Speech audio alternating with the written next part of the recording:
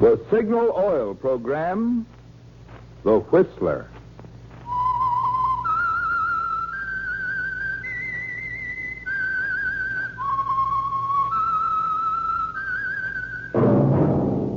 That whistle is your signal for the Signal Oil program, The Whistler.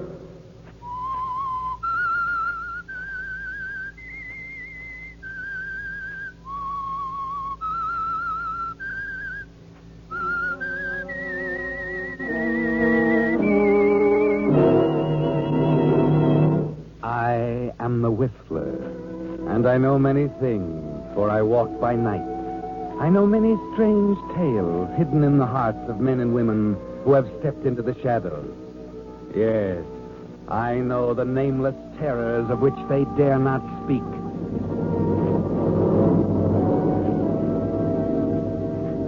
Yes, friends, it's time for The Whistler. And remember, let every traffic signal remind you, with new Signal gasoline, you do go farther than ever. Look for the familiar big yellow and black circle sign that identifies those popular Signal service stations throughout the West from Canada to Mexico. And now, the Whistler's strange story, The Sellout.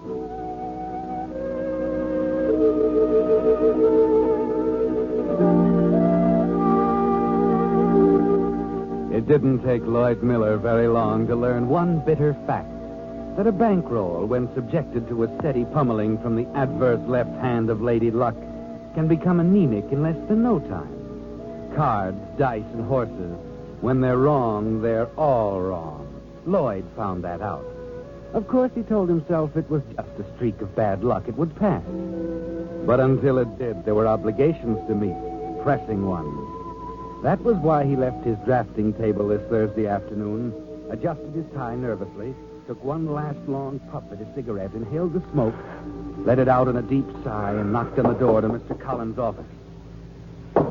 Yes, come in. Are you busy, Mr. Collins? A little, aren't we all? Well, yes, I guess we are. How are you coming along with the sketches of the sonic detection device? The sketches? Fine, Mr. Collins, just fine. Good, keep at them. I'll see you later. But I came in to see you about something. Yes? Well, let's have it, Miller, let's have it. I've been down to the accounting department, Mr. Collins, and... What the devil were you doing down there? Well, I'm a little pinched for money. I wanted them to okay in advance. Let me get this straight. On $125 a week, you're pinched? Yes, I had some unexpected expenses, you see. Things came up suddenly, sort of put holes in my reserve fund. It didn't last long. Well, that's too bad. Well, what else? Well, that's all, Mr. Collins. What do you want me to do about it? Well, I thought perhaps you could call accounting and okay in advance for me. I'm sorry, Miller. No can do. That department is none of my business. But I've got to have 2 weeks advance. It's an emergency. It's urgent. What's the emergency? Just an emergency. I really do Look, need... if the accounting department turned you down, I can't butt in. But, will 10 Spot help you out until payday? No, No, thanks. I don't want to borrow. Good boy. Now you better get back to your drawing board, huh? Well, excuse me now, William Miller. Busy, you know. Yes, sir. Thanks.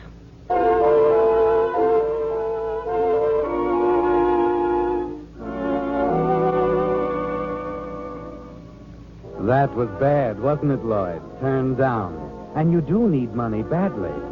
You've got 75 cents in your pocket. That's all. And that evening you walked the streets trying to figure some way out. But there's only one way. And that's to get some money. But how? How? You're still thinking about it as you let yourself in your flat. The flat you owe 2 months' rent for. You open the door. Barsman. Close the door, Miller. How'd you get in here? Your landlady let me in. Charming woman. Likes to talk. Seems you owe her 2 months' rent, Miller. Well, she knows I'll pay her. That's what I mean. Charming. Maybe overconfident, too. I'm in a spot. I know it. Ever see this before? It's my IOU. I'm glad you don't need glasses. Only a calendar. Huh? I've had this IOU for 6 weeks now. Getting tired of looking at Well, it. you can afford to wait, can't you? It's only $500, Barsman. I'm going to pay it. All I need is a little... Hey, what you need, Miller, is a little convincing about welching on bets I make. I tell you, I'm going to pay it. Sure you're going to pay it. Now, wait a minute, Barsman. You... No, that rough stuff doesn't go anymore. You won't get by with it. You've been to too many movies, Miller. I'm not going to toss you in the river. You had me going for a minute. I thought you were serious. I am. Huh? Nowadays, it's much more effective and safer. For example, you wake up Monday morning, or any morning for that matter. You're feeling fine, swell. Then, that night, you're in the hospital for a long stay. When you get out, you're a little hard to recognize. That way, a lot of other Welchers can see the horrible example. They think twice before sticking the big, bad gambling house owner with a bad IOU. Barsman, I'll get it for you. I swear I'll get it for you. I just had a run of bad luck, that's all. But you're first. You'll get the $500 before anybody else. Shut up and listen. I didn't come here to collect the money. I came here to give you a break. Break? Uh-huh. From what I hear, you're a draftsman at Brewster Electronics, right? What's that got to do with it? I got a friend who'll pay $2,000 for the sketches of the new sonic detection device. Are you crazy? That's government stuff. Secret. Sure. And you're in just the right spot to make them a little less secret. What, do you know what you're talking about? That's a term in federal prison. If you get caught. Well, how can I help getting caught? Listen, how big are those sketches? Well, just regular-sized paper, but they're only pencil sketches. That's perfect. It's perfect for what? For sending them through the mail? Oh, no. No, that's out, Barsman. My friend needs those sketches by Saturday morning. He's in San Francisco. Airmail from Los Angeles will do it. Well, how can I replace them? Easy, you get them back. My friend in San Francisco photographs them and airmails them back. You get them Monday. And who's the wiser? Oh, I can't do it. I'd be scared stiff, Barsman. You were scared just a minute ago, remember? Now, here's $1,000 on account. There's another package just like this waiting. Well, here's the name and address of my friend in San Francisco. And don't try a double cross. Now, you can take it or leave it. And if I leave it? You won't. Will you? I don't think you'll leave it, Miller. But if you do, I'll have to sort of make plans, you know. Think it over, Miller. You can get me at this number. Beacon 2305.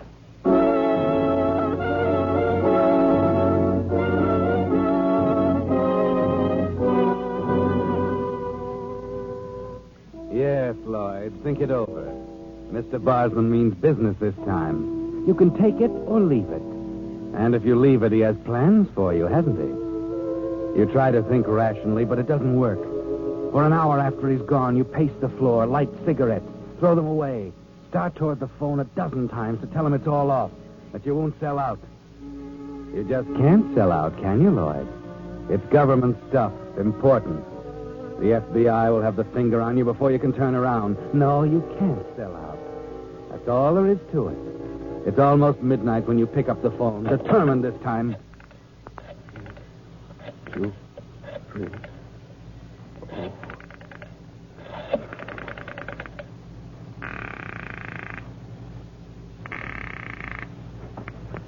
Yeah?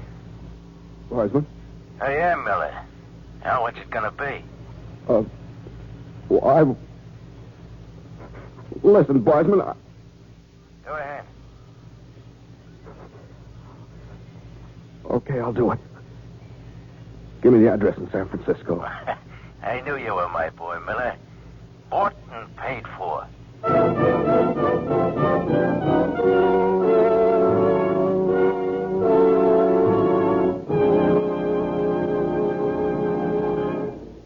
With the prologue of The Sellout, the Signal Oil Company brings you another strange tale by The Whistler. You know, friends, this afternoon while I was looking over one of the new model cars, I was particularly impressed with the results of modern engineering. Through clever streamlining and the elimination of unnecessary weight, they not only increased speed and pickup, but they also increased the gasoline mileage.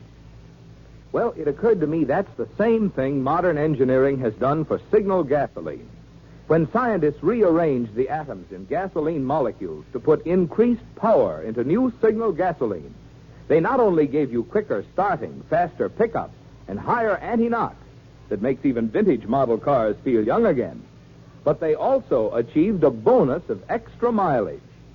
After all, it's only natural that the gasoline that gets the most efficient performance from your motor also helps you get the most miles per gallon. Well, that's an important point to remember. It's power, the same power that gets extra driving pleasure from your motor, that now helps you go farther than ever with new signal gasoline. And now, back to the Whistler.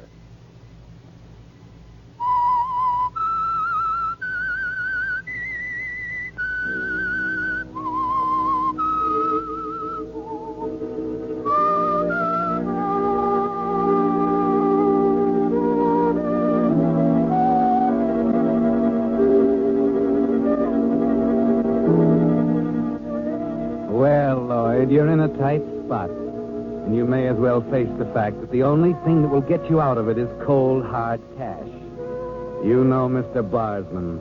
You could see the tight, vicious look around his mouth when he talked about the $500 IOU and the steps he might be forced to take should you choose to turn down his proposition, to decide not to sell out and not to mail the sketches to his friend in San Francisco. Yes, there's no future in that, is there, Lloyd? The only way out now is Mr. Barsman's way. And as Friday morning wears on, you work on the sketches at your drafting table, carefully penciling in the important details. Maybe Barsman is right, Lloyd. It might be easier than you think. Miller. What? Oh, yes, Mr. Collins. What's the matter? Oh, nothing. I didn't see you come up. I was kind of busy. Let me take a look at those sketches, will you? Oh, yes, go right ahead. Oh, not bad, Miller. Better outline this relay a little more clearly and pencil in the tube numbers. Okay, I'll do it right away. When do you think you'll have them ready for photostat? Oh, Tuesday at the latest. Tuesday it is. Oh, Pat, wait up there a minute. Oh, Mr. Collins? Yes? Do you think you'll be wanting to see these any more today? Huh? Why? Why'd you ask that? Well, I thought I'd ink them fast and get what I have for photostat. Well, all right, I'll let you alone with them. Thanks. Thanks, Mr. Collins.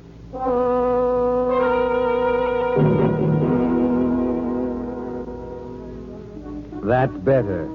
That gives you until Tuesday, Lloyd. And the sketches will come back to you Monday morning. Now you work fast. You fill several pages of paper with sketches to look like the ones you're going to mail.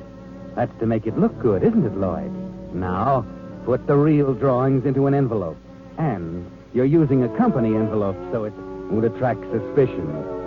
Then you put on an airmail stamp. Another one to make sure you've got enough postage on, and then... Miller! What's the matter? Say, what the devil is wrong with you today? You jump like a gaffed salmon.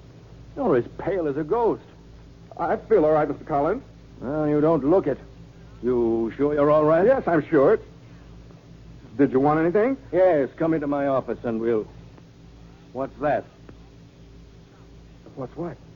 Oh, a letter, huh? Yes, a letter. It's to my sister. I haven't written to my sister for a long time, and I thought... Using company envelopes, eh? Well, it was the only one I had. Well, don't make a practice of it. Now, come along. Yes, sir. Better bring the letter along. Bring it along? Yes, bring it along. One thing you've got to learn, especially if you ever expect to get married. Never leave an unmailed letter laying around. You can mail it from the chute in the corridor. Oh, I can mail it later. There's no hurry, really. Come along, Miller. Don't be one of those fellows who walk around with unmailed letters in their pockets.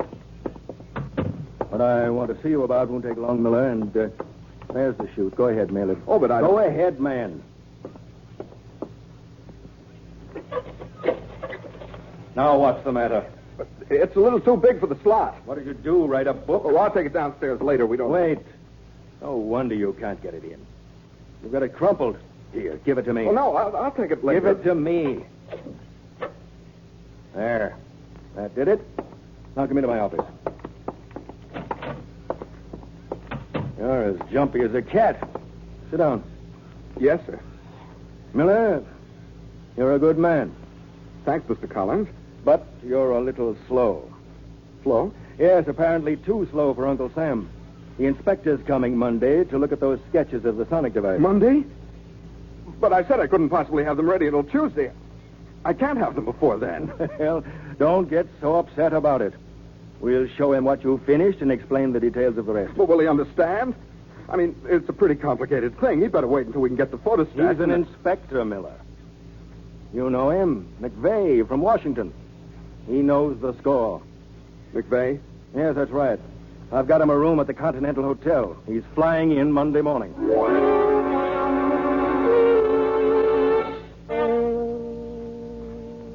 Those sketches, Lloyd, in the mailbox 5 floors below. You've got to get that envelope before collection, and there's one at noon. What time is it now? 11:58. You press the button for the elevator, and then you remember the cars are crowded at noon, stop at every floor. You take 5 flights of stairs at breakneck speed into the lobby and the big brass mailbox at the end of the chute. Oh, mailman, I wonder if he's... Not yet, Miller. Barsman, what are you doing here? Doing just exactly what I thought I'd have to do. Keep you from getting cold feet and welching again. Look, Barsman, you don't get it. You don't understand. I've got... Barsman, there's the mailman. Please, let me get that envelope and I'll explain later, please. You were paid $2,000 to see that the mailman gets it. Barsman, you've got to let me get that envelope. He's taking the mail out now. He's Get going away to from there. Come on, get out of this lobby. Barsman, for the love... I said, come on.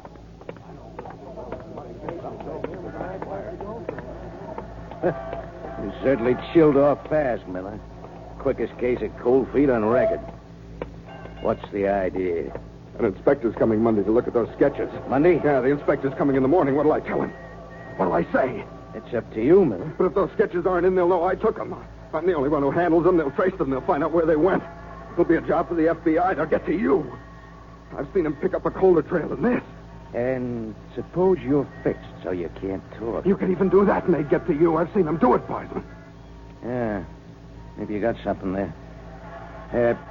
What's this inspector's name? Oh, McVeigh. You know him? Well, yes. Find out what hotel he'll stay at. Well, I already know that. The Continental. Then what are you worried about? We delay him until we're sure the sketches are back. Look, Barsman, he's a government man. He can't do anything. Shut up. Now, listen, there won't be any rough stuff. He'll be delayed until we're sure the sketches are back. You sure you can work it? Sure I can. But you got to be at the Continental Hotel Monday morning when McVeigh gets there.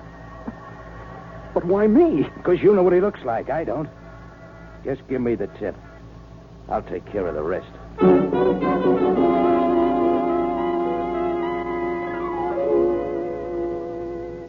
The rest of the day is agony to you, isn't it, Lloyd?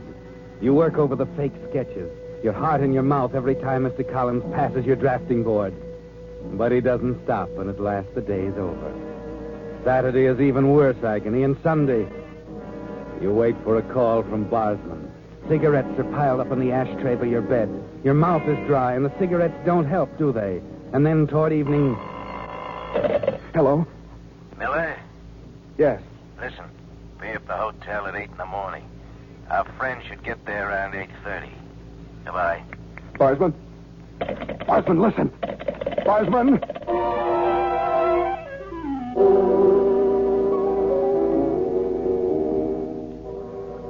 That's all, Lloyd. Just be at the Continental Hotel at 8 in the morning. Monday morning to identify McVeigh for Barsman. Now, all you've got to worry about is whether Barsman means to kill the inspector or just delay him. Not much sleep tonight, is there? Time goes so slowly. And then it seems to speed up toward morning. 7 o'clock, already 7:30. It's after 8 when you hurry into the lobby of the hotel.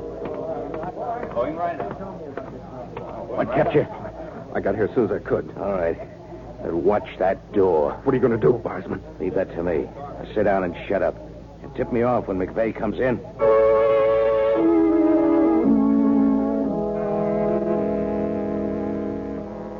So you sit next to Barsman and try to read the newspaper. But the page is blank, isn't it? And the door to the hotel, it seems so large, so very large. Why, 1,000 people could come through it and you'd miss McVeigh, never see him. It's after 8:30. More and more people come in. You can hardly look at them all. Is that McVeigh? That man in the gray hat and blue suit with his back turned, walking toward the desk so you can't see his face. But you've got to, because he walks like McVeigh. He might be McVeigh.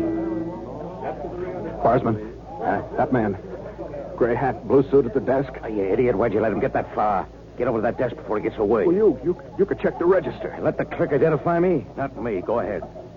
But he might see me. Listen, if you don't get up there in 2 seconds, I'll take my chances by putting you where you can't talk. Now, go on. Well, All right. I wired ahead about 4 days ago.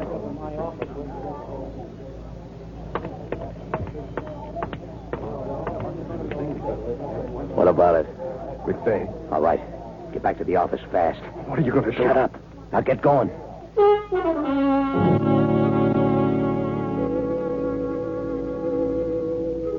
You're sure now it'll never work. And all the way back to the office, you fight the urge to run away, to forget about the whole fantastic plan. Somehow you manage to get a hold of yourself and appear nonchalant as you take the elevator to the 5th floor and walk across the office to your drafting table at the end of the room. And then your knees nearly give way. You have to grab the edge of the table for support. There on the corner of your table are the sketches. No envelope, just the sketches.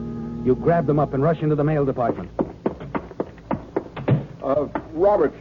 Oh, hello, Mr. Miller. These sketches, they were lying on my desk when I came in this morning. Where'd they come from? Why, I put them there. I thought they belonged in your department. Well, that's all? It just came to you and you opened it and put them there? That's all. Why? Oh, nothing. Nothing at all. It's not important.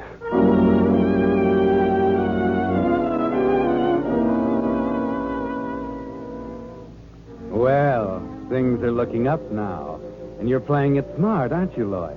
You don't make a point of it with Robert. Nothing unusual at all. You'll forget all about it. You're confident now for the first time. There the original sketches, complete, all ready for the inspector. At 9:45, the phone rings. Miller speaking. Bosman, Yes. our friend's clear out the other side of town. I arranged a special taxi for him. Hey, what about, We're in. They arrived this morning. pretty good service. Yeah. Hey, my boy's gonna call me. You can tell him to deliver the passenger now. I'm all ready for him. Okay. And thanks, Sonny. You did a nice job.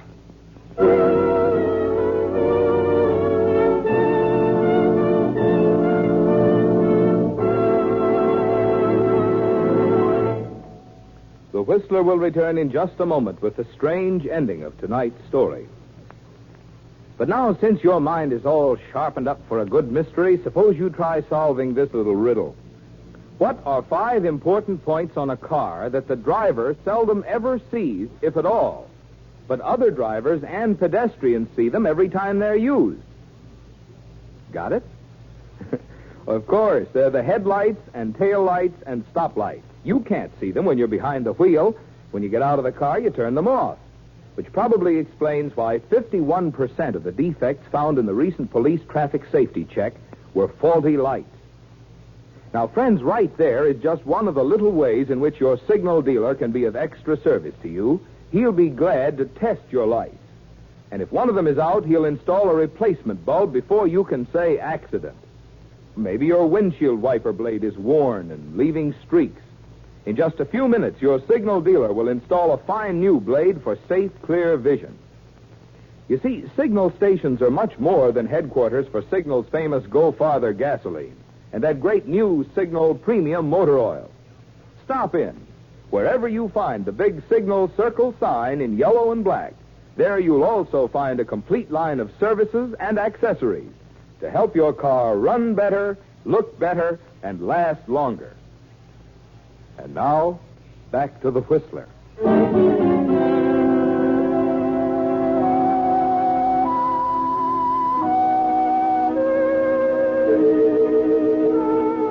Well, Lloyd, you're out of the woods now, but it was close, wasn't it? The sketches are back at your desk, all ready for McVeigh, the government inspector, after the taxi ride which conveniently took him to the other side of town. A taxi Mr. Barsman arranged for him at exactly the right moment. Yes, you can relax, Lloyd. For the first time in 4 days, you can relax. At 11:15, Mr. Collins called you into his office. Naturally, he'll want to be sure you have everything ready for McVeigh. You wanted me, Mr. Collins? Yes, McVeigh just called. He's on his way. Delayed by some stupid taxi driver who didn't know his way around. Oh? You all ready for him? Yes, the sketches are on my desk. I know they are. I asked Roberts to put them there. What do you mean? I asked Roberts to put them there. That's what I said. I asked Roberts to put them there. Well, what have you got to say, Miller? Where'd you get them? I wondered why you were acting strangely last Friday. I can understand why you were nervous, Miller. You know all about it, don't you? There's no use trying to lie your way out of it, Miller. All right, let's have it. Well, Mr. Collins, I needed the money. I didn't know what to do. I had to have it or... Listen, you don't know Barsman. He'd do anything. Well, the man in San Francisco photographed the sketches. I sent them to him because Barsman would have... Well, listen, I'll tell you the whole thing, but you got to understand, Mr. Collins, it's not me, it's Barsman. Barsman? Well, that's why McVeigh was delayed. Barsman did it, so I'd have time to get the sketches back. Go on. Go on and call the FBI. I'll tell them everything. So you sold out, huh? That's what was wrong with you. Well, I had to have the money. Wait a minute. Yes, Mr. Collins. Get me the FBI, will you? Right away. Yes, sir. He forced me to do it, Mr. Collins. I didn't want to, but he... This is all very interesting, Miller. You'd better organize that story. They'll be here in a few minutes. Yes, sir. I'm rather glad you chose to confess. You see, I had no idea it could have been that serious. You? What? I thought it was a pretty unfortunate mistake, of course, sticking the sketches into the envelope instead of the letter you wrote to your sister, but... I decided you were in such a state last Friday you could have done anything. You didn't know? No, I didn't know. But the sketches, they were to be returned to me marked personal. They came back in the general mail, of course. What? Yes. You see, in your excitement last Friday, you forgot something. Something that's going to cost you a lot. What do you mean? You carefully put sufficient postage on the letter. But you forgot to put on the address.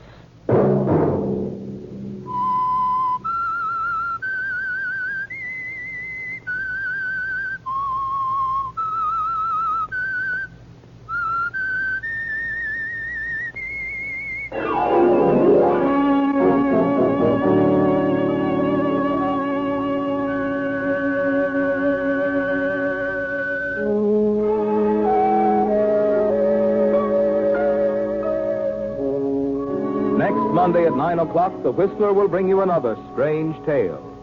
The Whistler is broadcast for your entertainment by the marketers of Signal gasoline and motor oil and fine quality automotive accessories, and by your neighborhood Signal dealer. Featured in tonight's program were Elliott Lewis, Jack Moyles, and Charles Seal. This program, produced by George W. Allen with tonight's story by Russell Hughes, music by Wilbur Hatch, is transmitted to our troops overseas by the Armed Forces Radio Service.